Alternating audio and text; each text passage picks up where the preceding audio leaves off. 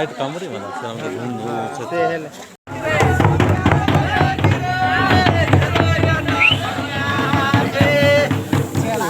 मान समजा बढ़िया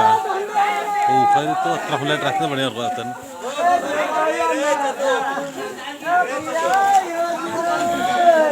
लाइट में ना बीच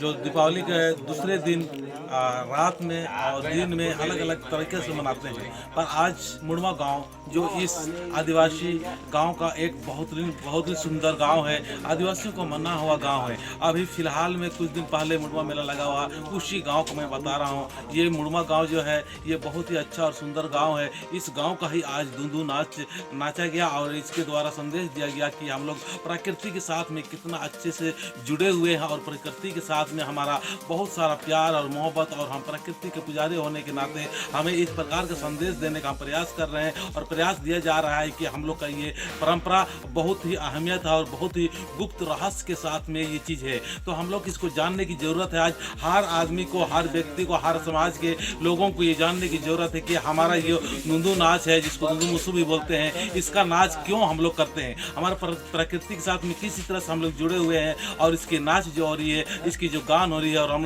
घूम घूम के इस प्रकार के जो कार्यक्रम कर रहे हैं, उससे क्या ये संदेश देना चाह रही है, क्या इसका मैसेज देना चाहती है, इसको हर आदमी का जानने और पहचानने और इसका मैसेज के बारे में हमको जानने की आवश्यकता है। जब तक हम अपने चीज़ को नहीं जानेंगे तब तक हम आगे कुछ भी नहीं कर पाएंगे। आज तक बहुत दिन इसी तरह